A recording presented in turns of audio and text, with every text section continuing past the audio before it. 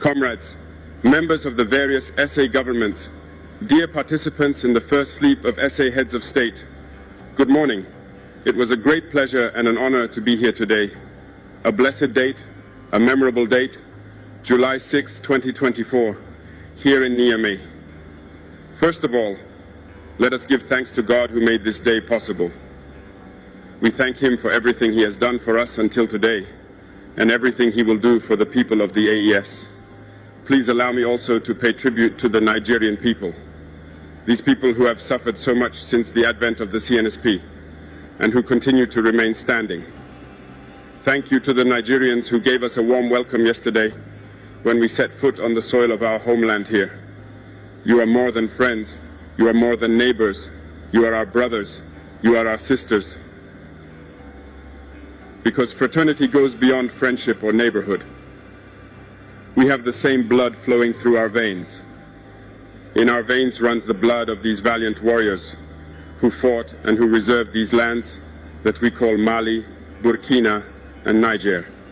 In our veins runs the blood of these valiant warriors who helped the whole world get rid of Nazism and many other scourges.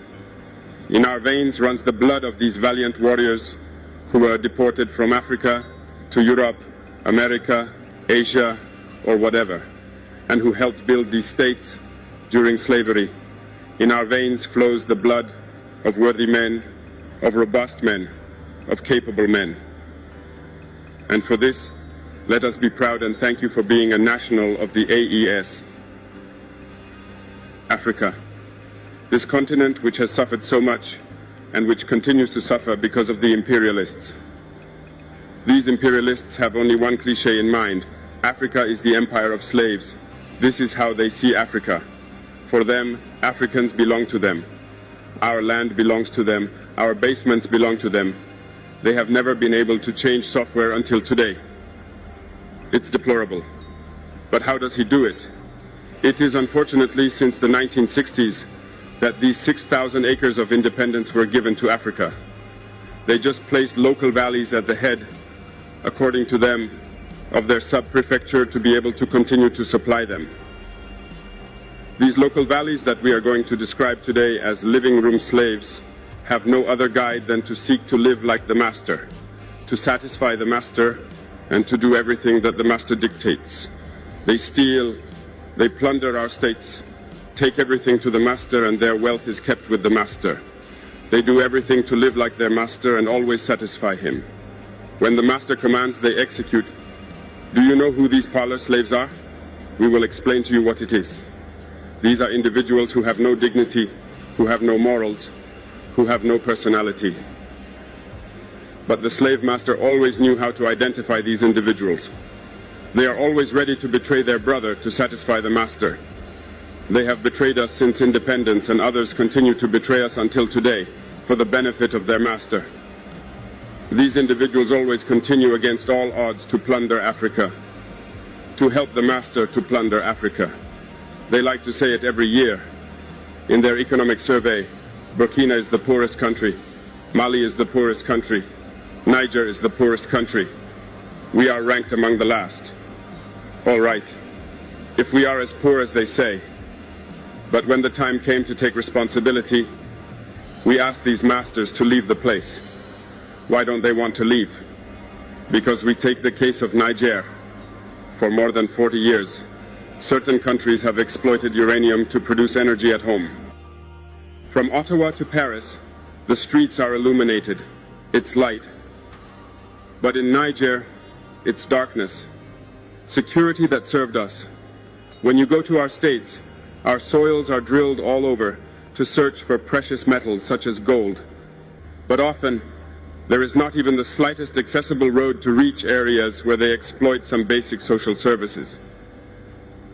This is why we decided to revolt and take the destiny of our countries into our own hands. There are many other examples, but when we decided this, we were approached by some parlor slaves to give us their master's message, because they had created this sort of polymer chain that sticks up at the head of our states to serve them. And we have come to break the chain, and it's inconceivable for them.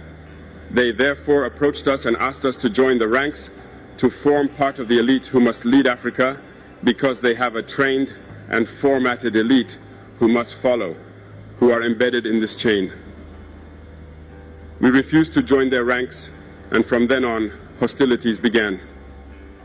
They have led several mercenaries, trainers, and agents into our areas who have descended into the Sahel to hope to carry out barbaric, cowardly attacks against our populations, to hope to revolt them. In addition to these attacks on the ground, communicational attacks, manipulation, disinformation, etc., are full in their souls. But the people of the Sahel have understood, and we will never be able to manipulate them again. They know where they come from, they know what they are doing, and they know where they are going.